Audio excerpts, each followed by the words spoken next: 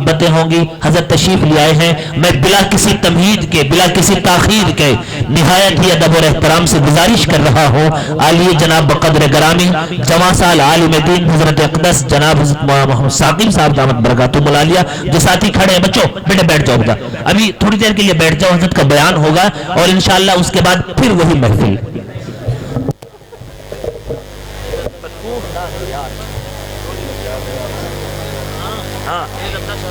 نہیں نہیں نہیں وہ ہمارا اپنا ماں ہوتا ہے یار، چلا دے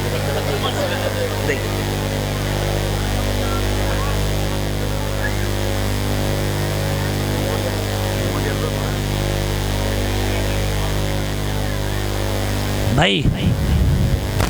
دوست ابھی جو وعدہ ہوا لحاظ رکھو یار، تھوڑی سی سمجھدار لوگ ہیں آپ سب. بچوں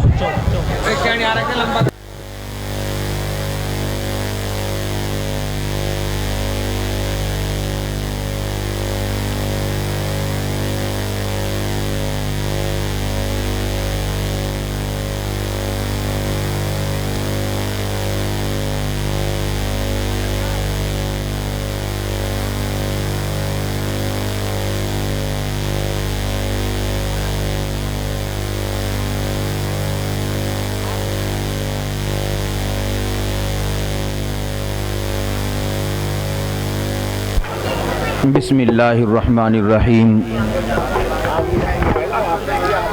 الحمد للہ وکفا وسلام علی عبادہ الذین اصطفا، اما بعد.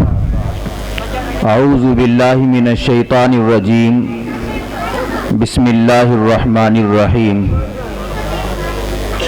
ما آتاکم الرسول فخذوا وما نہاکم عنہ فانتہوا واتقوا اللہ ان اللہ شدید العقاب. قال النبی صلی اللہ تعالی علیہ وسلم یا بنی آدم خلقتک لعبادتی فلا تلعب وتکفلت برزقک فلا تتعب. وقال النبی صلی اللہ علیہ وسلم من حفظ سنتی اکرمہ اللہ تعالی اربعا: المحبت فی قلوب البرر، والحیبت فی قلوب الفجر، والسعۃ فی الرزق، والثقۃ علی الدین، او کما قال علیہ الصلاۃ والسلام. صدق اللہ مولانا العظیم وصدق رسولہ النبی الکریم. اللہم صلی علی سیدنا محمد وعلی آل سیدنا محمد وبارک وسلم.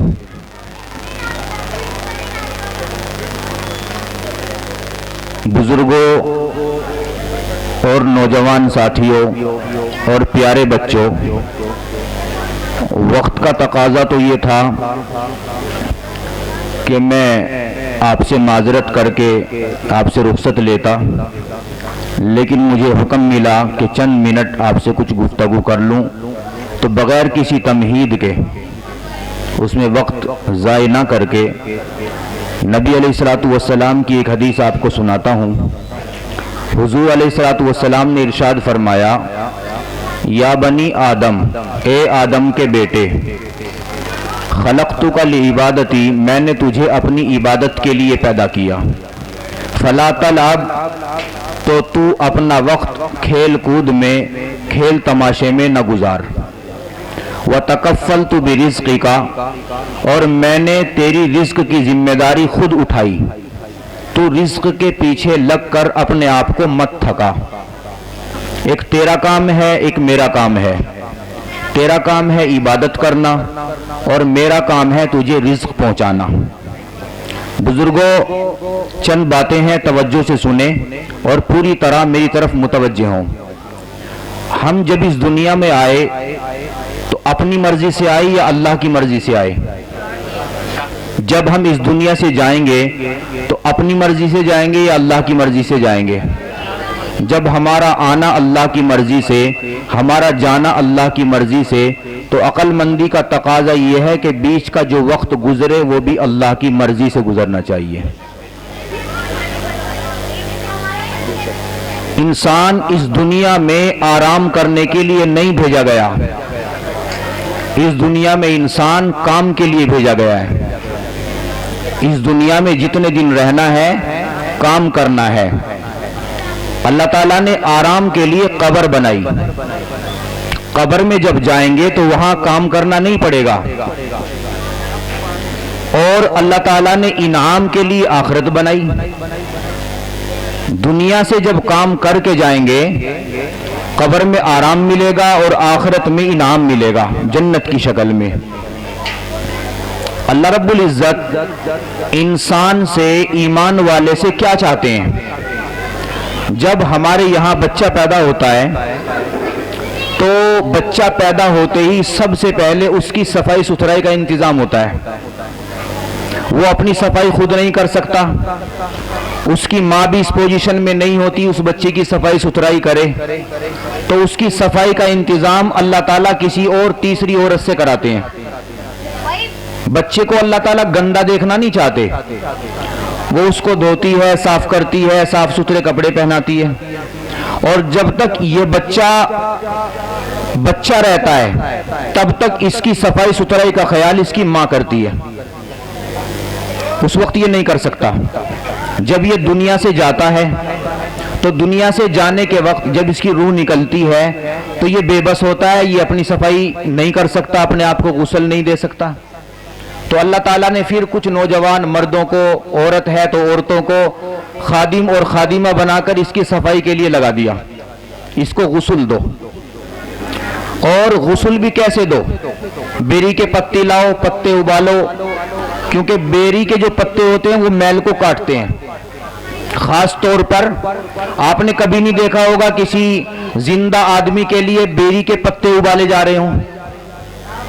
جی، یہ اللہ تعالیٰ کا انتظام ہے ہمارے لیے. اللہ تعالیٰ کو ہم سے، ہمارے ماں باپ سے زیادہ پیار ہے.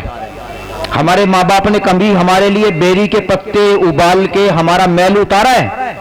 نہیں اتارا ہے. لیکن جب دنیا سے رخصت ہوتے ہیں تو پھر اللہ تعالیٰ نظام اللہ نے یہ بنایا ہے. احادیث سے ثابت ہے بیری کے پتے ابالو، اس سے میل اترے گا. صابن کا انتظام ہوتا ہے. ایک پانی ڈال رہا ہے، دوسرا اس مردے کو غسل دے رہا ہے، تیسرا اس کو کروٹ بدل رہا ہے، ایک پیشاب کرا رہا ہے. یہ سب 4-5 خدمت میں لگے ہوئے ہیں. خدمت میں کس نے لگایا؟ اللہ نے لگایا. غسل دے دیا، اس کے لیے نیا لباس منگوایا. وہ امیر ہے یا غریب ہے کوئی فرق نہیں، اس کے لیے نیا لباس منگوایا. میرا بندہ زندگی گزار کے میرے پاس آ رہا ہے، اس کو ستھرا کرو اور اچھا لباس پہناؤ. اس کو لباس پہنا دیا گیا. پھر نماز جنازہ ہوتی ہے، اسے رخصت کرتے ہیں. مقصد کہنے کا یہ ہے کہ جب آئے تو اپنی صفائی کا انتظام نہیں کر سکتے تو انتظام اللہ کراتے ہیں. جب جا رہے ہیں تو اپنی صفائی کا انتظام نہیں کر سکتے تو اللہ کرا رہے ہیں. بیچ کا جو عرصہ ہے اس میں ہم خود اپنی صفائی ستھرائی کا انتظام کر سکتے ہیں. تو ذمہ داری کس کے اوپر ہے؟ آپ کے اوپر ہے نا. صفائی ستھرائی اللہ کو پسند ہے، گندگی اللہ کو پسند نہیں ہے. صاف ستھرا ماحول، مزاج میں بھی ستھرائی اور صفائی ہو، طبیعت میں بھی صفائی ہو، باطن میں بھی صفائی ہو، ظاہر میں بھی صفائی ہو، ہر طرف صفائی ہو. کام اللہ تعالیٰ کو وہی پسند آئے گا جو صفائی کے ساتھ کیا جائے گا. نبی علیہ الصلوۃ والسلام کو قرآن کریم میں اللہ نے فرمایا فَإِذَا فَرَغْتَ فَانْصَبْ. جب آپ اپنی ذمہ داریوں سے فارغ ہو جایا کریں تو اپنے آپ کو تھکایا کریں، آرام نہ کریں. اس دنیا میں آرام کرنے کی اجازت نہیں دی گئی. اس دنیا میں آرام کرنے کی اجازت نہیں دی گئی ہے. اللہ تعالیٰ کا مطالبہ اپنے بندے سے یہی ہے کہ میرا بندہ دنیا میں جب تک رہے میری مرضی کے مطابق جیتا رہے. اللہ کا بھی حق ادا کرے اور اللہ کے رسول کا بھی حق ادا کرے اور معاشرے کا بھی حق ادا کرے. اللہ کا حق سب سے بڑا کون سا ہے؟ اللہ کے اوپر ایمان لانا، کلمہ پڑھنا. ہم ذمہ داری کے ساتھ، یقین کے ساتھ یہ بات کہہ سکتے ہیں الحمدللہ اس عمل میں ہم مخلص ہیں کہ ہم نے کبھی زندگی میں اللہ کے علاوہ کسی کو اپنا رب نہیں مانا. عمل میں کوتاہی ہوئی، لیکن اللہ کو اپنا رب ماننے میں کبھی ہم سے کوتاہی نہیں ہوئی. مالک ہم نے اللہ کو مانا, اس میں نہیں کوئی کوتاہی. ہاں جو اگلا قدم ہے کہ کلمہ پڑھنے کے بعد جو سب سے پہلا حکم ہماری طرف متوجہ ہوا وہ ہے نماز. نماز سے افضل عمل زندگی کا کوئی نہیں.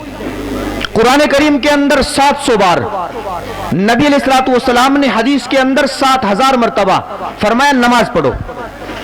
ایک ایمان والا ایک نماز چھوڑتا ہے تو اللہ کے رسول کے 700 حکم, رسول اللہ صلی اللہ علیہ وسلم کے 7000 حکم توڑتا ہے.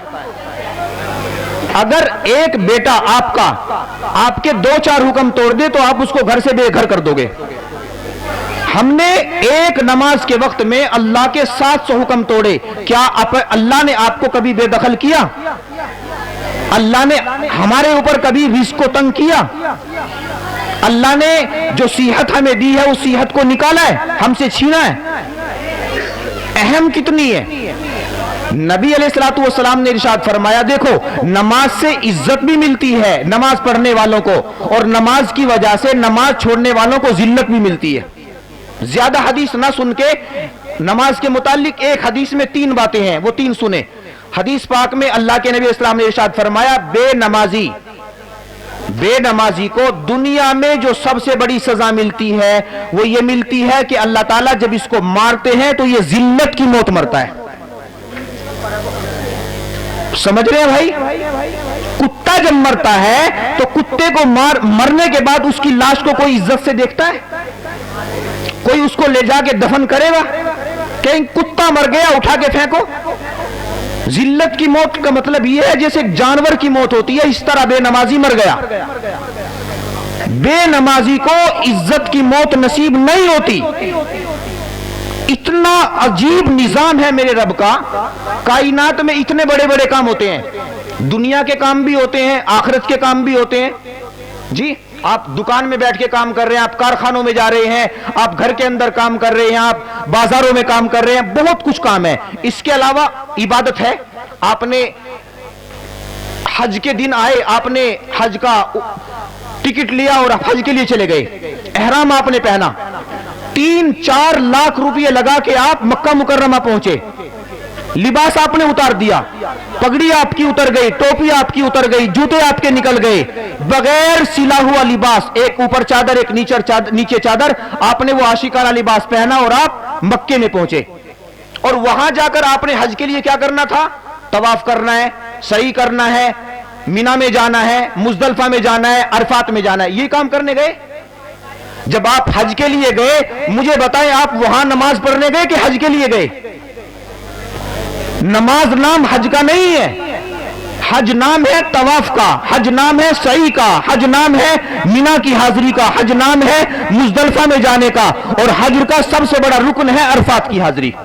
آپ اپنے امام صاحب سے تفصیل پوچھتے رہنا کیونکہ وقت کم ہے, تھوڑے سے وقت میں اشارہ کر رہا ہوں صرف. جب حاجی وہاں گیا, اب یہ حج والا عمل کر رہا ہے اور اس عمل کو کرنے کے لیے اس نے 4 لاکھ روپے لگائے, اور اس عمل کو کرنے کے لیے اس نے اپنی بیوی کو چھوڑا, اس نے اپنی خوبصورت اور پیاری بیٹی کو چھوڑا, اس نے اپنے بیٹے کو چھوڑا, اس نے اپنی ماں کو چھوڑا, اپنے باپ کو چھوڑا, اپنے خاندان کو چھوڑا, اپنے محلے کو چھوڑا, اپنے گاؤں کو چھوڑا, اپنے شہر کو چھوڑا, اپنے ملک کو چھوڑ دیا, اور اتنا پیسہ لگا کہ وہ وہاں حج گیا, اور وہاں جا کے اس نے کیا کرنا تھا؟ طواف. اب اس نے حجر اسود کے سامنے جا کے بوسہ لیا اور یہ طواف کا چکر شروع کر رہا ہے کعبے کا. اس نے 7 چکر لگانے ہیں. کتنے لگانے ہیں؟ 7. ایک چکر ہوا, دوسرا ہوا, تیسرا ہوا, تیسرا چکر ہوتے ہوتے اذان شروع ہو گئی. مجھے آپ بتائیں کیا یہ 3 چکر کے بعد چوتھا, 5واں, 6واں چکر لگا سکتا ہے؟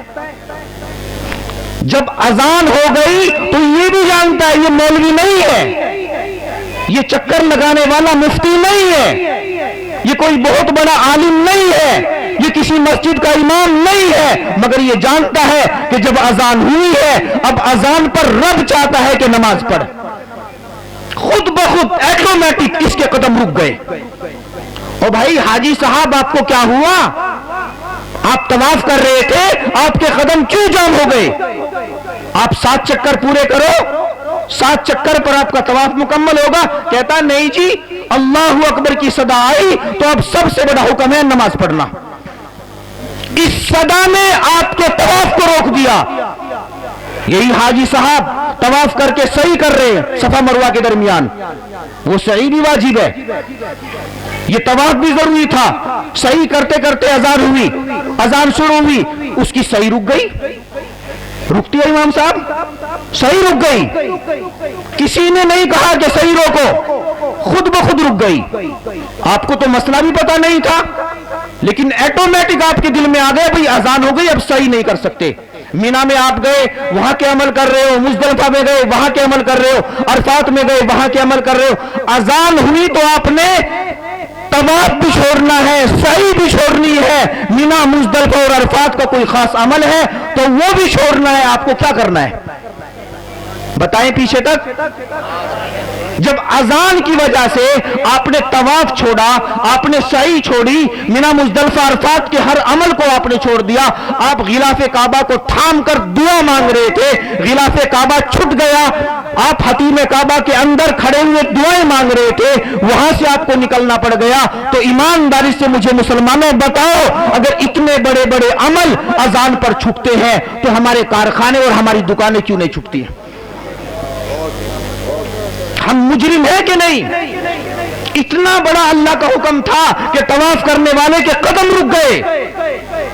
چھوڑ دو طواف, حتیم کعبہ کے اندر ہو, باہر نکلو, غلاف کعبہ کو پکڑا ہے چھوڑو, صفا مروہ کے درمیان دوڑ رہے ہو ٹھہر جاؤ, عرفات میں کیا کر رہے ہو, مزدلفہ میں کیا کر رہے ہو, چلو نماز پڑھو. اور تو اور کائنات کے سردار میرے اور آپ کے آقا حضرت محمد الرسول اللہ صلی اللہ علیہ وسلم کی خدمت میں حاضر ہو اور سلام پیش کر رہے ہو, اذان ہو گئی, فرمایا چلو پیچھے ہٹو اور جا کے نماز پڑھو. ہوتا ہے نہیں ہوتا ہے سب؟ تو اگر اذان کے بعد یہ سب کچھ رکتا ہے, یہ سب بند ہو جاتا ہے, طواف بند ہو جاتا ہے, تو دکان بند کیوں نہیں ہوتی؟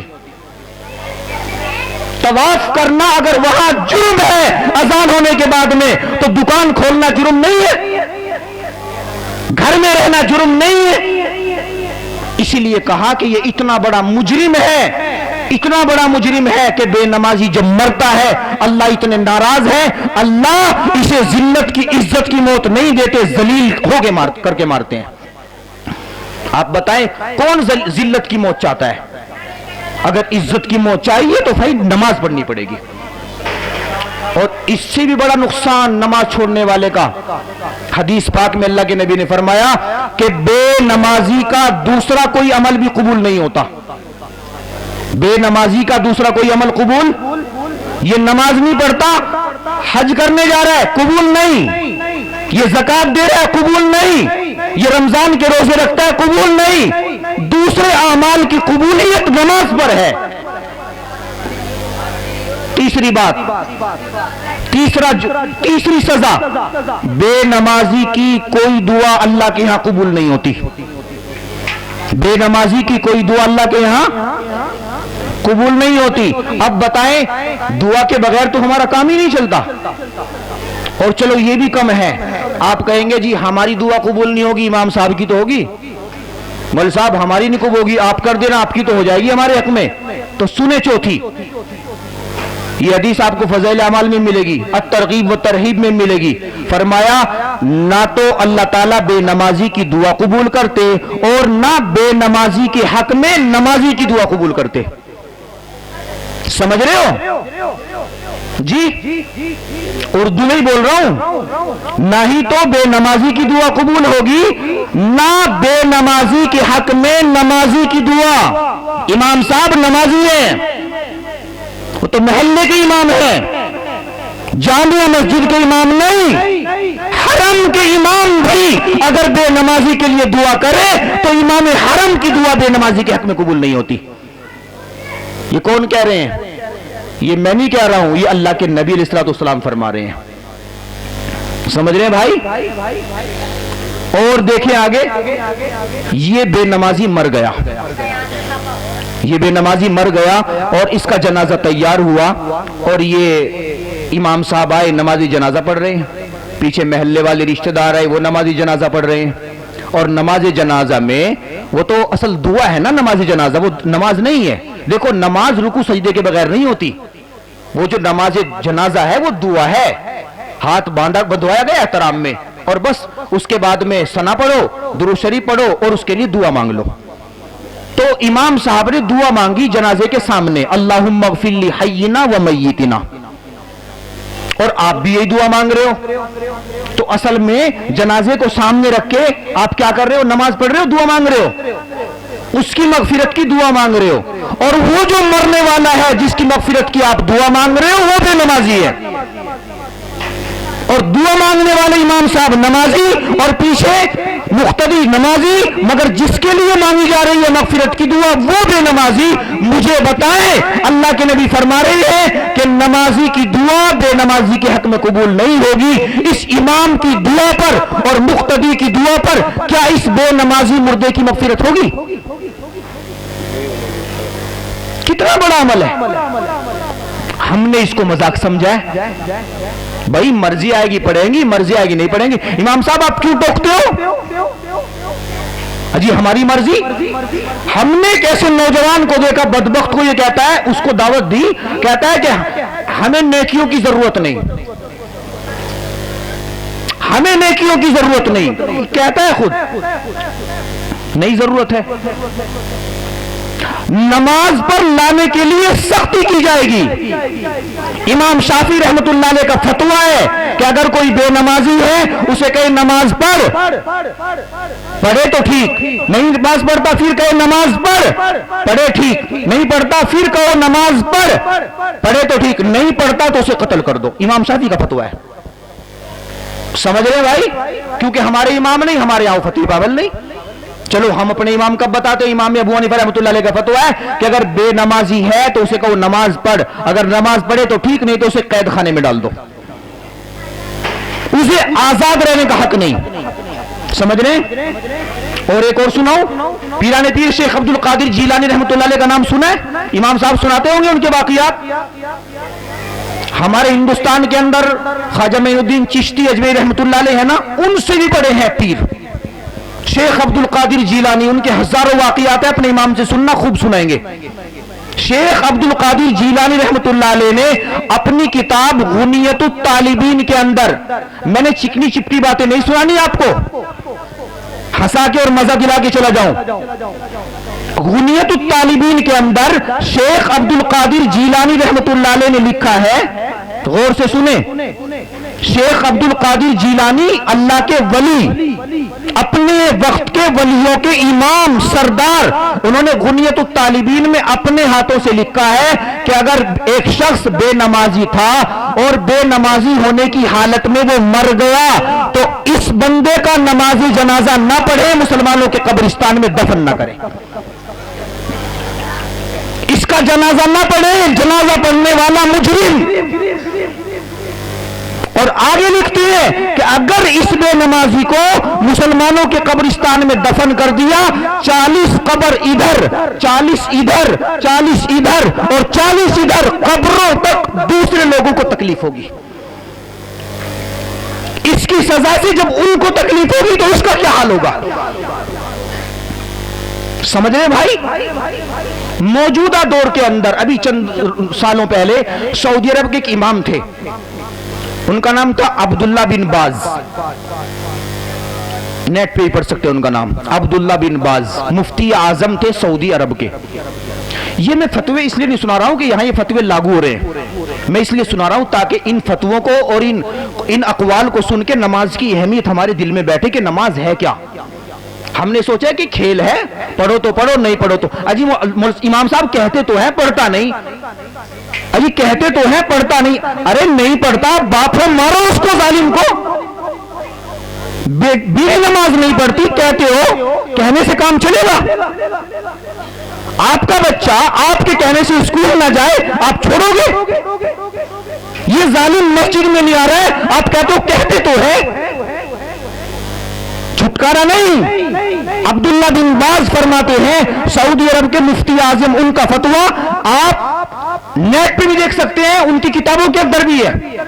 ان کا فتویٰ ہے میاں بیوی. ہمارے یہاں اس فتوے پر فتویٰ نہیں دیا گیا ہندوستان کے اندر، لیکن فتویٰ ہے ان کا سعودی عرب کے اندر. انہوں نے لکھا میاں بیوی ہیں، دونوں میں سے ایک نمازی ہے دوسرا بے نمازی. مثلا شوہر نمازی ہے یا بیوی نمازی، تو بیوی کہے گی اپنے شوہر کو آپ بھی نماز پڑھا کریں. وہ کہے پڑھ لوں گا، ٹھیک ہے پڑھ لو. وہ نہیں پڑھتا. پھر کہے گی دوسری مرتبہ کہ نماز پڑھ لو، آپ نماز نہیں پڑھتے ہو، پڑھ لوں گا، پھر بھی نہیں پڑھتا. فرماتے تیسری مرتبہ پھر کہے. اگر بیوی نے تیسری مرتبہ بھی شوہر کو کہا یا شوہر نے بیوی کو 3 مرتبہ کہہ دیا اور پھر وہ نماز نہیں پڑھتے، تو ان دونوں کے درمیان طلاق ہو گئی، ایک دوسرے پہ حرام ہو گئے. سمجھ رہے ہو بھائی؟ نیند میں نہیں سننا آدھی باتیں. آپ جاگ رہے ہو؟ جی ہاتھ اٹھاؤ ذرا. ہاں اب مجھے بتاؤ ختم کر دوں کہ ابھی تھوڑی اور کروں؟ سنا دوں؟ ہاں مجھے کہا نا کہ اگر سستی ہو رہی ہو تو چھوڑ دینا 5-10 منٹ میں ہی. تو یہ عبداللہ بن باز کا فتویٰ. اس کا مطلب یہ نہیں کہ نکاح یہاں طلاق ہو جائے گی، کیونکہ وہ ان کا فتویٰ ہے وہاں کا. ہمارے علماء دیوبند نے اس فتوے پر فتویٰ نہیں دیا، تو ہمارے یہاں طلاق تو نہیں ہوتی. مقصد صرف اتنا ہے کہ بھائی نماز چھوڑنا کتنا بڑا جرم ہے. نماز چھوڑنا کتنا بڑا جرم ہے. ایک نوجوان بچہ نماز نہیں پڑھتا ہے، ماں باپ تنگ ہیں، بار بار اسے پکڑ کے امام صاحب کے پاس لے کے جاتے ہیں کہ جی امام صاحب آپ ہی سمجھا لیں، نہیں نماز پڑھ رہا ہے. امام صاحب بھی سمجھاتے سمجھاتے تھک گئے، اس نہیں پڑھتا. تو امام صاحب کے دل میں ایک بار خیال آیا کہ اس کو ذرا طریقے سے سمجھایا جائے. تو اس کو اپنے سامنے بٹھایا اور بٹھا کے فرمایا بیٹا یہ بتاؤ کہ حیض کسے کہتے ہیں؟ حیض کسے کہتے ہیں؟ اس نے کہا جی وہ تو ایک حالت ہوتی ہے عورت کی، ماہواری، کہ جب حیض عورت کو آتا ہے تو ایام حیض ایک مدت کا نام ہوتا ہے. وہ 10 دن 3 دن سے زیادہ 10 دن تک حیض آتا ہے.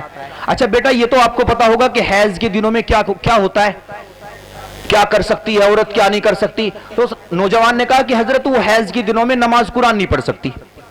پڑھ سکتی ہے؟ جی مسئلہ پتا ہے آپ کو؟ حیض کے دنوں میں عورت نماز قرآن امام صاحب پڑھ سکتی ہے؟ نہیں پڑھ سکتی. عورت حیض کے دنوں میں نماز قرآن نہیں پڑھ سکتی. پڑھے گی تو گناہگار ہوگی. وہ کہے کہ جی میں غسل کر کے پڑھ لوں گی، نہیں پڑھ سکتی، بالکل نہیں پڑھ سکتی، نہ نماز نہ قرآن حیض کے دنوں میں. تو اس نوجوان سے امام صاحب نے پوچھا کہ بیٹا حیض کو پتا ہے کسے کہتے ہیں؟ کہ جی سے کہتے ہیں. اچھا حیض کے دنوں میں عورت کیا کر سکتی ہے اور کیا نہیں کر سکتی؟ کہ جی نماز قرآن نہیں پڑھ سکتی. تو بیٹا آپ بھی نماز نہیں پڑھتے ہو اور حیض والی عورت بھی نہیں پڑھتی ہے، تو تم میں اور حیض والی عورت میں کیا فرق ہے؟ سمجھ رہے ہو نوجوانوں؟ اگر نماز نہیں پڑھو گے تو تم میں اور ان میں کیا فرق ہے؟ سمجھو بات کو، سمجھیں آپ بات کو. 5 وقت کی نماز اللہ نے فرض کی ہے، 5 وقت کی نماز. اور قیامت کے دن سب سے پہلا حساب نماز کے بارے میں ہوگا. تو شروع میں نے یہاں سے بات کی تھی کہ اللہ کا جو سب سے بڑا حکم ہے کلمہ پڑھنے کے بعد وہ نماز ہے. سب سے بڑا حکم کون سا ہے؟ نماز ہے. نماز کے بارے میں سستی گوارا نہیں، نماز کے بارے میں سستی گوارا نہیں ہے. اس لیے وعدہ کریں کہ انشاءاللہ ہم نماز نہیں چھوڑیں گے. اپنی مسجد کو آباد کرو. مسجد جب آباد ہوتی ہے تو محلے آباد ہوتے ہیں. آپ اللہ کے گھر کو آباد کرو گے، بدلے میں اللہ آپ کے گھر کو آباد کریں گے. بھائی ایک بات سنو آپ غور سے، تھوڑا غور سے سننا. اللہ نے نماز کی شکل میں ہم سے عبادت کا مطالبہ کیا. ایک ایسا بندہ جسے اللہ نے 60 سال کی عمر دی، 60 سال کی عمر والے سے کتنے سال اللہ نے عبادت کے مانگے آپ کو پتا ہے؟ جسے اللہ نے 60 سال دیے، اللہ چاہتے تو 60 میں سے بھی کم آدھے تو مانگ لیتے. 60 دے رہا ہوں، 30 سال اپنا کام کر لینا، 30 سال عبادت کر کے آنا. اللہ نے نہیں کہا. اللہ یہ بھی کہہ سکتے تھے چلو چوتھائی کر لینا، 15 سال عبادت، 45 سال اپنے کام. اللہ نے یہ بھی نہیں کہا. اس سے آدھے اللہ کرتے تھے، بھئی چلو 15 نہیں 7.5 سال عبادت کر لینا، یہ بھی نہیں کہا. آپ جانتے ہو اللہ پاک نے 60 سال میں کتنے سال عبادت مانگے؟ صرف 2 سال. کتنے سال مانگے بھائی؟ توجہ سے سننا. آپ کہیں گے کیسے؟ اس کو سن لیں. 24 گھنٹے میں عام طور پر 7-8 گھنٹے کے درمیان ہمارا سونے کا معمول ہے. اتنا ہی ہوتا ہے نا، کبھی تھوڑا کم کر دیتے ہیں، کبھی تھوڑا زیادہ کرتے ہیں. निकलेगा उतना ही बीच में 7-8 घंटे। 8-8 घंटे को आप 60 साल में जोड़ेंगे तो 20 साल बनते हैं। कितने बनते हैं? पूरे 20 साल। तो 20 साल तो आपने सोने में गुजार दिए जी। 8 घंटे कम से कम आप दुकान में, कारोबार में, बाजारों में, दुनिया के कामों में रहते हैं। दिन में इतना टाइम तो लगता है ना 8 घंटे, उसमें कोई काम नहीं करना। दुकान में बैठा हुआ क्या कर रहा है? बाजारों में जाके क्या कर रहे हैं? खेत में जा रहे हो, क्या कर रहे हो? ऑफिस में जा रहे हो। 8 घंटे की तो ड्यूटी होती है ना फैक्ट्री में, ऑफिस में। 8 घंटे वो हो गए। तो 8 घंटे को 60 साल में जोड़ोगे तो कितने होंगे? 20 हो गए। 20 वो हुए, 20 ये हुए। 20 सोने में गुजार दिए, 20 काम में गुजार दिए। आगे कितने बचे? 60 में 20 बचे। 20 में 15 साल नाबालिग के निकाल दो। नाबालिग समझते हैं? 15 साल। शरीयत का हुक्म है कि 15 साल में बच्चा बालिग होता है। उससे पहले एक आध साल पहले अलामत कोई जाहिर हो जाए तो पहले हो गया। कोई अलामत जाहिर नहीं हुई तो 15 साल में बालिग माना। 15 ही मानो। उसमें तो नहीं कहा नमाज पढ़ो, कहा गया कि आदी बनाओ, अपने बच्चों को नमाज का आदी बनाओ, ये कहा गया। ये नहीं कहा गया कि इनके ऊपर नमाज फर्ज है। नमाज पढ़ेंगे बच्चे, सवाब माँ बाप को मिलेगा। नमाज नहीं पढ़ेंगे, ना माँ बाप को गुनाह मिलेगा, ना बच्चों को मिलेगा। समझ रहे हो भाई? तो 15 साल बगैर इबादत क्यों बचपन के गुजर गए? कितने हो गए? कितने हो गए टोटल? 55 हो गए भाई। 5 ही तो बचे। इन 5 सालों में इनमें आप खाना भी खाते हो। 2 टाइम अगर खाना खाए, हम तो 3 टाइम खाते हैं, नाश्ता भी करते हैं ना। सुबह का नाश्ता, दोपहर का खाना, शाम का खाना। कम से कम आधा घंटा तो मानते हो नहीं, या उससे कम लगाते हो? आधा घंटा। आधे घंटे को जोड़ना 7 साल में 3 साल बनते हैं। कितने बनते हैं? जोड़ना, जोड़ के बैठा हूं, 3 साल बनते हैं। अपनी जिंदगी के 3 साल आपने खाने में गुजार दिए। बाकी कितने बचे? जिस रब ने 60 साल दिए, उन 60 सालों में 20 साल सोने के लिए दिए, 20 साल दुनिया के काम के लिए दिए, 15 साल बचपन में खेलने कूदने के लिए दिए, और 3 साल खाने पीने के लिए दिए। उस रब ने अगर 2 साल इबादत का मुतालबा किया तो उसने क्या जुल्म कर लिया? कौन सी उसने ज्यादती की? क्या शिकवा है? क्या शिकवा है? ये रब की तकसीम है कि दुनिया का काम कर रहे हो, इबादत इतनी थोड़ी मुतालबा है वो भी नहीं करते हो, और फिर उससे शिकवा। भाई 2 साल का मुतालबा किया, उतना तो करते, और उतना करके अगर फिर परेशानी होती तो करते शिकवा। हमने तो 2 साल भी नहीं किए। इज़ा क़ज़ल्लाहु क़ज़ाअन अहब्ब अन युरज़ा बिक़ज़ाई। हदीस है, मेरे नबी, आपके नबी, कायनात के नबी, नबियों के इमाम, रसूलों के इमाम हजरत मुहम्मदुर रसूलुल्लाह सल्लल्लाहु अलैहि वसल्लम इरशाद फरमाते हैं, इज़ा क़ज़ल्लाहु क़ज़ाअ, जब अल्लाह अपने बंदों के बारे में कोई फैसला फरमाते हैं, अहब्बा, अल्लाह ये पसंद करते हैं, अहब्बल्लाहु अन युक़ज़ा बिक़ज़ाइही, कि बंदे उसके फैसले पर राजी हो जाए। बंदे उसके फैसले पर राजी हो जाएं। वो खिलाएं तो खा के राजी, वो भूखा रखे तो फाके पे राजी। समझ रहे हैं भाई? खिलाया तो राजी और नहीं खिलाया तो नाराज, ये नहीं है। अल्लाह कहते हैं मेरे बंदो जो मैं दे रहा हूं उसी के ऊपर राजी रहो, उसी के ऊपर। इतनी सी इबादत अल्लाह ने मांगी है। नमाज के जिम्मे में बीच में बात आ गई थी, तो सारी नमाजें पढ़ के हम अगर 5 वक्त की नमाजों में वक्त गुजारेंगे तो सिर्फ 2 साल 60 साल में हमारी इबादत में गुजरेंगे। यह हुआ अल्लाह का हक। किसका हक है भाई? ये अल्लाह का हक। अल्लाह के हक के बाद में रसूलुल्लाह का हक है। रसूलुल्लाह सल्लल्लाहु अलैहि वसल्लम बंदों को अल्लाह से ही जोड़ने के, अल्लाह का हक बताने के लिए आए। इसमें तफसील है थोड़ी, उसकी मैं नहीं जा रहा हूं। एक और बात आपको अर्ज करता हूं, फिर खत्म करता हूं। मखलूक में जो हम जिन रिश्ते नातों में बंधे हुए हैं, माँ बाप का रिश्ता है जी, बच्चों का रिश्ता है, बीवी का रिश्ता है, बहन भाइयों का रिश्ता है, इन तमाम रिश्तों में सारे रिश्ते ही अजीज है, प्यारे होते हैं। बच्चों का रिश्ता भी बहुत प्यारा होता है और बहन भाइयों का रिश्ता भी बहुत प्यारा होता है, मगर जो सबसे ज्यादा कुर्बत वाला रिश्ता है, कुर्बत وہ قربت والا رشتہ میاں بیوی کا ہوتا ہے. سب سے زیادہ قربت والا رشتہ کس کا ہوتا ہے؟ اور سب سے پہلا رشتہ جو بنا وہ میاں بیوی کا ہی بنا ہے. اللہ نے حوا کو بنایا اور آدم کی بیوی بنا دیا. جی ماں باپ کے رشتوں سے پہلے، اولاد کے رشتوں سے پہلے سب سے پہلا رشتہ کون سا بنا ہے؟ یہ سب سے قربت والا رشتہ ہے. ہاں مقدس جو رشتہ ہے وہ ماں باپ کا ہے. سب سے زیادہ مقدس رشتہ اور سب سے زیادہ عظمت والا رشتہ کس کا ہے؟ ماں باپ کے رشتے کا تو کوئی بدل نہیں ہے. ماں باپ جب بچہ پیدا ہوتا ہے تو بعض دفعہ ماں کو دودھ نہیں اترتا ہے تو ڈاکٹر کے پاس میں جاتی ہے کہ ڈاکٹر صاحب دودھ نہیں آ رہا ہے، انجیکشن لگا دیں. اب وہ ڈاکٹر انجیکشن لگاتا ہے دودھ کا، اور وہ انجیکشن ایسا ہوتا ہے کہ جب وہ ماں دودھ پلاتی ہے دودھ تو آتا ہے مگر وہ انجیکشن ماں کی ہڈیوں میں درد کرتا ہے. یہ ڈاکٹر بتاتے ہیں وہ انجیکشن دودھ تو اتارتا ہے مگر ماں کی ہڈیوں میں اس انجیکشن کی وجہ سے درد ہوتا ہے.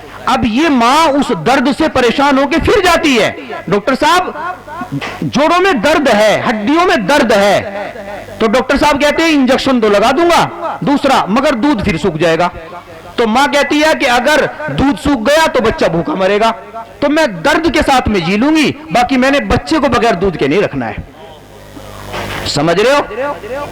سمجھ رہے ہو؟ اور یہی ماں بوڑھی ہو رہی ہے اور یہ بچہ جوان ہوتا ہے، اور جب یہ بچہ جوان ہوتا ہے تو یہ بوڑھی ماں اب درد سے کراتی ہے، اور اس کا کمرہ دروازے میں ہوتا ہے اور اس جوان بیٹے کا کمرہ اندر ہوتا ہے بیوی کے پاس، اور یہ ماں رات کو کراتی ہے، یہ ماں رات کو کراتی ہے اور اس کو رونا آتا ہے، تکلیف ہوتی ہے.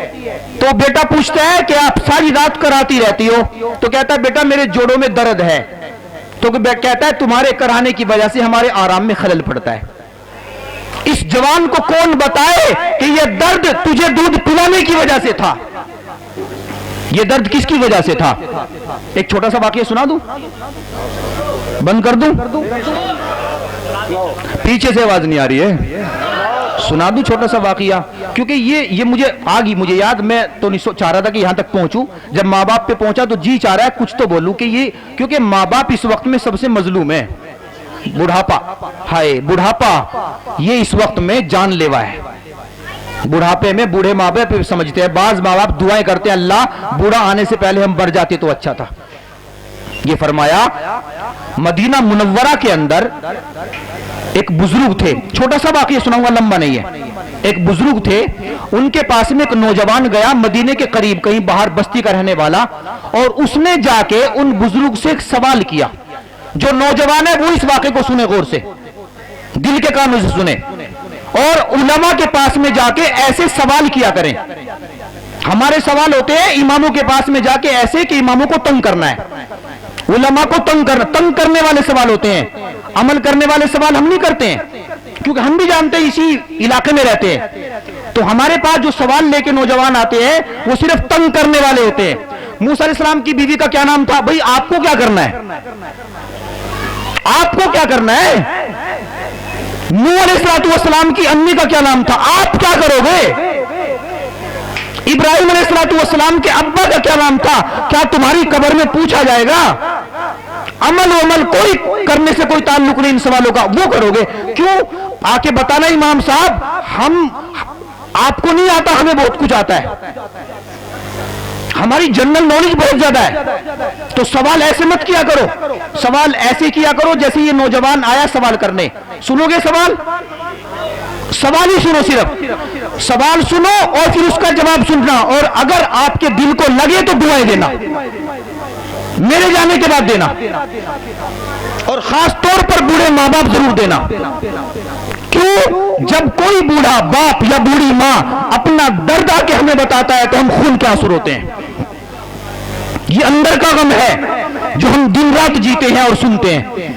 تو ایک نوجوان مدینے کے قریب ایک بستی سے آیا مدینہ منورہ، اور مدینہ منورہ کے اندر بزرگ ہیں. ایک بعض نے کہا کہ یہ عبداللہ بن عمر کا واقعہ ہے، بعض نے کہا نہیں کسی اور کا واقعہ ہے.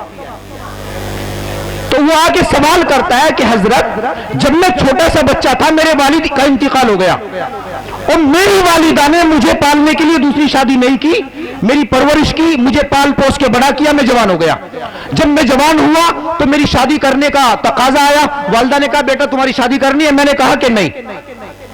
आपने मेरी खिदमत में और मुझे पालने में और जवान करने में अपनी जवानी गुजार दी, अपनी जवानी को दांव पे लगाया। अब अगर मैं शादी करूंगा तो मेरी मोहब्बत तकसीम होगी, मैंने बीवी का भी हक अदा करना पड़ेगा, आपका भी हक अदा करना पड़ेगा। तो आपकी तरफ से कहीं मैं गाफिल ना हो जाऊं।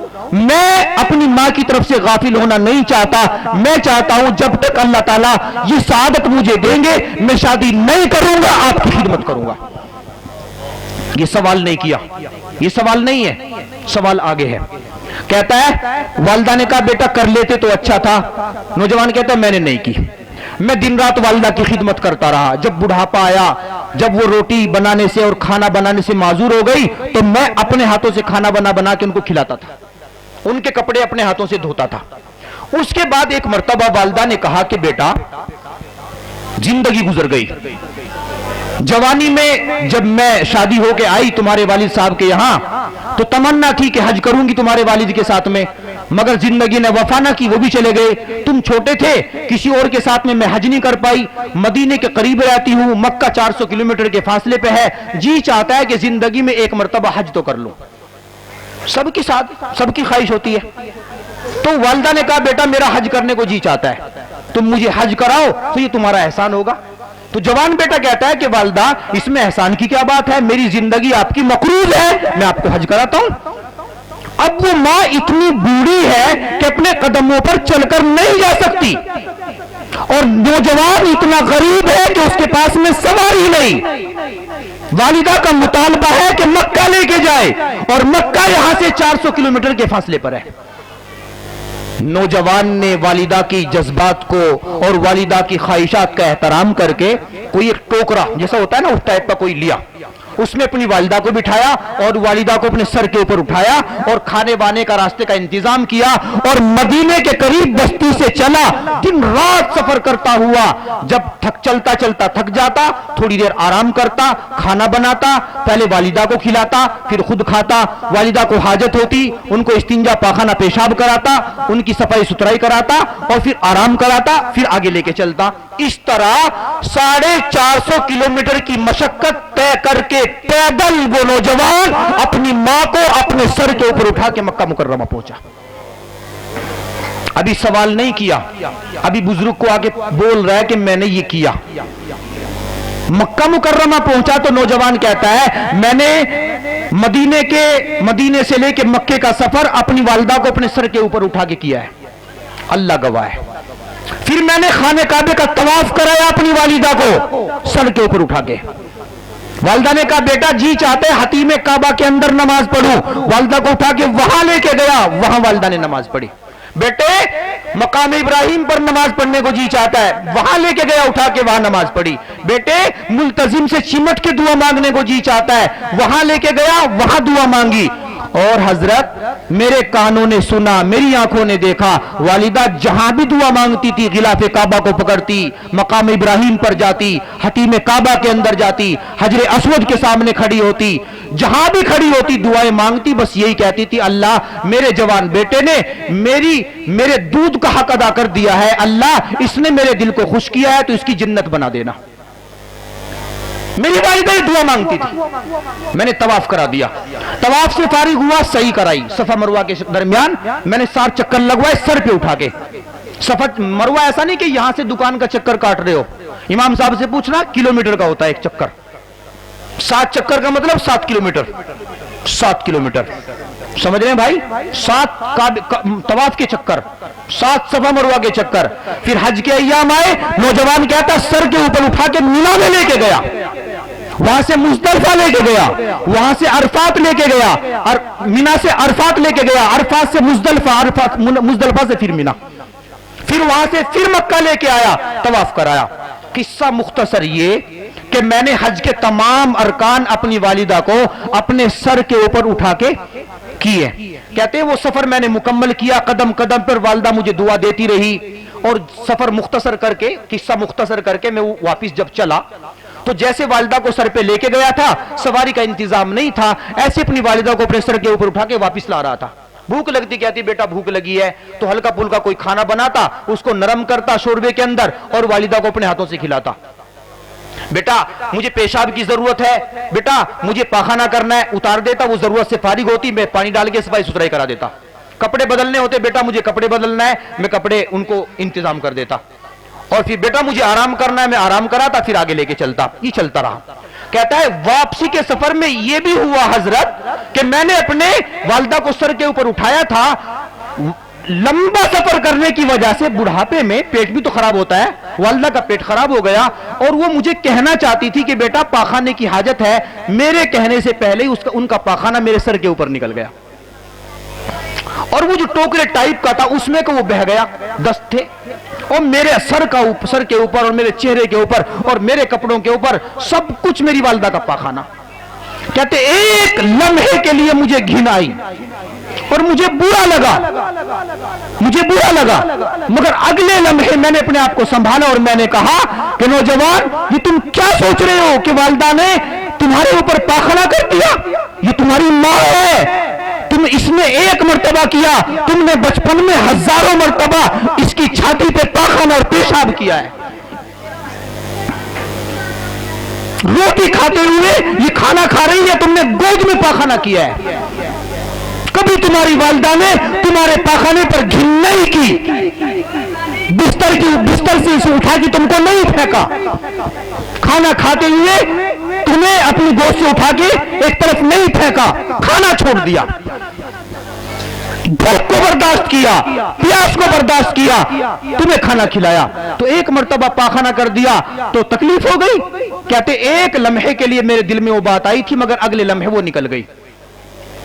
اس طرح میں نے وہ سفر مکمل کیا، اور سفر مکمل کر کے میں مدینہ منورہ پہنچا۔ سمجھ رہے واقعہ بھائی؟ سن رہے ہو غور سے؟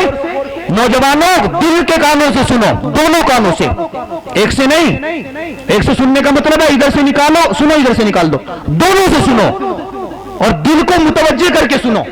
اب سوال ہے، میں نے کہا تھا ایک سوال کیا اور اللہ والے نے جواب دیا۔ یہ واقعہ اس نوجوان نے سنایا کہ حضرت میں نے اپنی بوڑھی والدہ کی اتنی خدمت کی، اپنے ہاتھوں سے کھانا بنایا، اپنے ہاتھوں سے کھلایا، اور اپنے ہاتھوں سے ان کے کپڑے دھوتا تھا، پہناتا تھا، مکے کا سفر کرایا اور واپس لے کے آیا۔ یہ سب کچھ میں نے تکلیف برداشت کی اپنی والدہ کی خوشی کی خاطر، ان کے دل کو راضی کرنے کے لیے۔ اور میں مدینہ منورہ جب واپس پہنچا ہوں، میری والدہ خوش تھی، مجھے دعائیں دیتی تھی، اور الحمدللہ جب میری والدہ دنیا سے گئی اس وقت بھی میری والدہ کی زبان پر یہ بات تھی کہ بیٹا تو نے میرے دودھ کا حق ادا کر دیا، بیٹا تو نے میرے دودھ کا حق۔ آپ کو کبھی ماں نے کہا جی؟ کبھی آپ نے ماں سے پوچھا، کبھی آپ نے ابا سے پوچھا کہ جو آپ کی کمر جھک گئی، یہ جو آپ کے گھٹنوں میں درد ہے، یہ جو آپ کے بال سفید ہو گئے، یہ کس کی خدمت میں ہوئے؟ دن رات آپ نے کس کے لیے کمایا؟ ابھی ابا کا غصہ کرنا کھلتا ہے، برا لگتا ہے، ان کا ڈانٹنا ڈپٹنا چبھتا ہے۔ نوجوان نے کہا کہ میری والدہ نے کہا، مرنے کے ٹائم بھی کہا، غلاف کعبہ کو پکڑ کر بھی کہا، حتیم کعبہ کے اندر بھی کہا، صفا پر چڑھ کر بھی کہا، مروہ پر چڑھ کر بھی کہا، عرفات میں جا کے بھی کہا، بیٹا تو نے میرے دودھ کا حق ادا کر دیا۔ اب یہ نوجوان پوچھتا ہے، اب سنیں سوال۔ نوجوان کہتا ہے حضرت میں نے اپنی والدہ کی خدمت کے لیے کہ انہوں نے اپنی جوانی میری خدمت میں لگائی، تو میں نے بھی اپنی جوانی بدلے میں ان کی خدمت میں لگانی تھی۔ انہوں نے مجھے دودھ پلایا، میری خدمت کی، تو میں نے بھی ان کو کھانا کھلایا، ان کے لباس دھلے، ان کی خدمت کی۔ تو حضرت میں آپ سے یہ سوال کرنے آیا، اتنی ساری خدمت کرنے کے بعد کیا میں نے اپنی ماں کے دودھ کا حق ادا کر دیا؟ جی میں آپ سے صرف یہ پوچھنے آیا، اتنی خدمت کرنے کے بعد نوجوانوں سنیں، کیا میں نے اپنی ماں کے دودھ کا حق ادا کر دیا؟ یا جو میری والدہ نے میری خدمت کی، مجھے پیٹ میں رکھا، کیا میں نے اس کا حق ادا کر دیا؟ تو جب یہ سوال نوجوان نے اللہ والے سے کیا تو وہ ٹیک لگا کے پورا واقعہ سن رہے تھے، جیسے آپ بیٹھ کے سن رہے ہو، ٹیک لگا کے ایسے سن رہے تھے۔ جب سوال کیا تو سنبھل کے بیٹھے اور چہرے پر تناؤ آ گیا، پیشانی پر بل آ گئے اور چہرہ سرخ ہو گیا، اور بزرگ نے سنبھل کے کہا نوجوان نے تم کیا پوچھ رہے ہو کہ تم نے چند سال اپنی والدہ کی خدمت کر لی، چند سال ان کے کپڑے دھو لیے، کھانا بنا کے کھلا دیا، ان کی خدمت کر دی، یہاں سے لے کے مکہ چلے گئے، وہاں طواف کرا دیا، سعی کرا دی، مینا لے کے چلے گئے، مزدلفہ لے کے چلے گئے، عرفات میں لے کے چلے گئے، ایک مرتبہ ان کا پاخانہ تمہارے اوپر نکل گیا، تمہیں کوئی غصہ نہیں آیا، تم پوچھ رہے ہو کیا تم نے اپنی والدہ کا حق ادا کر دیا؟ تو سنو تم نے حق ادا کیا کہ نہیں کیا، سنو، اگر تم طالب بن کے آئے اور سائل بن کے آئے تو سنو تم نے اپنی ماں کا حق ادا کیا کہ نہیں؟ جواب یہ ہے کہ حق ادا کرنا تو دور کی بات، جب تم اپنی ماں کے پیٹ میں تھے 9 مہینے، ان 9 مہینوں میں ہزاروں مرتبہ تم نے اپنی ماں کے پیٹ میں کرمٹ بدلے، ایک کرمٹ بدلنے پر تمہاری ماں کو جو تکلیف ہوئی، ایک کرمٹ کی تکلیف کا حق ادا نہیں کیا۔ اللہ اکبر، اللہ اکبر، اللہ اللہ۔ 9 مہینے کی تکلیف کا حق ادا کرنا، 2.5 سال کے دودھ کا حق ادا کرنا، 4-5 سال کے پاخانے پیشاب کو صاف کرنے کا حق ادا کرنا، اپنے خون کو دودھ پلا کے بنا کے پلاتی رہی، اس کے حق کو ادا کرنا، یہ تو بہت دور کی بات ہے، ایک کرمٹ کا حق ادا نہیں کیا۔ اللہ، یہ ہے اسلام۔ اس کو کیا بولتے ہیں؟ اسلام۔ اس کو بولتے ہیں اسلام۔ یہ ماں ہے اور یہ باپ ہے۔ اسلام یہ سکھاتا ہے نماز یہ ہے اور تمہاری ماں یہ ہے اور تمہارا باپ یہ ہے، کرو کیا کرنا ہے۔ نماز چھوڑو گے تو کہاں جاؤ گے؟ ماں کو چھوڑو گے تو کہاں جاؤ گے؟ اور باپ کے پیٹ پھیرو گے تو کہاں جاؤ گے؟ آخری بات سن لے، علماء نے لکھا ہے اور یہ بات پتھر کی لکیر ہے، کوئی اس کو جھٹلا نہیں سکتا، یہ بات پتھر کی لکیر ہے، کوئی اس کو جھٹلا نہیں سکتا۔ 4 باتیں ہیں۔ نمبر 1، دنیا کے اندر جو شخص کسی عالم کی، حافظ قرآن کی بے ادبی کرے گا، بے ادبی سمجھتے ہیں؟ امام صاحب بیٹھے ہیں، ایسے بیٹھ گیا ہوں میں، یہ میں نے ان کی بے ادبی کی ہے، سمجھ رہے ہو؟ امام صاحب کیا کرتے رہتے ہو آپ؟ یہ بے ادبی نہیں ہے، یہ تو توہین ہے، یہ اس سے 10 قدم آگے ہے، یہ صرف پاؤں پھیلا گے، یہ بے ادبی ہے۔ دوسرا، امام صاحب آپ کے گھر پہنچے، کوئی عالم آپ کے گھر پہنچے اور آپ بیٹھے ہیں کرسی پہ پاؤں رکھ کے، آپ امام صاحب کے احترام میں، عالم کے احترام میں کھڑے نہیں ہوئے، یہ اس علم کی جو امام کے سینے کے اندر قرآن ہے اور حدیث ہے اس کی بے ادبی ہے، سمجھ رہے ہو؟ بے ادبی اس کو بولتے ہیں۔ اس کو بے ادبی نہیں بولتے امام صاحب کے اوپر آپ گرا رہے ہو، اس کو بے ادبی نہیں بولتے، اس کو بولتے ہیں توہین، یہ تو 10 قدم آگے ہے۔ میں بہت پہلے والا جملہ بول رہا ہوں، جس نے کسی عالم کی یا کسی حافظ قرآن کی بے ادبی کی، اللہ تعالیٰ اس کو علوم نبوت سے محروم رکھیں گے، سمجھ رہے ہو؟ نہ اس کو بلکہ اس کی نسل کو، اس کی اولاد کو۔ نبوت کا جو علم ہے، جو نبی کی میراث ہے، علم کی، عالم کی، حافظ کی بے ادبی کرنے والے کو یہ نہیں ملے گا، اللہ تعالیٰ اس کو محروم کریں گے۔ اب کوئی اگر یہ چاہے کہ میں یا میری نسل اس علم سے محروم رہے تو خوب علماء کی اور اماموں کی بے ادبی کرو شوق سے۔ دوسری بات، تفصیل نہیں بتا رہا ہوں اس کی کیونکہ وقت ہوتا تو بتاتا۔ دوسری بات، جس نے اپنے ماں باپ کی بے ادبی کی، غور سے سنیں، جس نے اپنے ماں باپ کی، میں بے ادبی کہہ رہا ہوں، یہ سب سے ہلکا جملہ ہے۔ ہمارے حضرت پیر ذوالفقار صاحب دعوت برکاتہم، اللہ تعالیٰ ان کی عمر میں خوب برکت عطا فرمائے، حضرت فرماتے ہیں کہ مجھے یاد نہیں، اللہ نے انہیں پوری دنیا کے اندر علماء میں، عوام الناس میں اتنا مقبول بنایا ہے، شاید اتنی قبولیت دنیا میں کسی کو نہ ہو۔ حقیقت بات، اس وقت پوری دنیا کے اندر سروں کے تاج ہیں علماء کے بھی، ایسی اللہ نے قبولیت رکھی ہے۔ حضرت فرماتے ہیں کہ مجھے نہیں یاد، خود اپنے بارے میں فرماتے ہیں مجھے نہیں یاد کہ میری زندگی میں کبھی ایسا ہوا ہو کہ میری والدہ کھڑی ہو اور میں بیٹھا ہوں. کبھی زندگی میں ایسا نہیں ہوا کہ میری والدہ کھڑی ہو اور میں.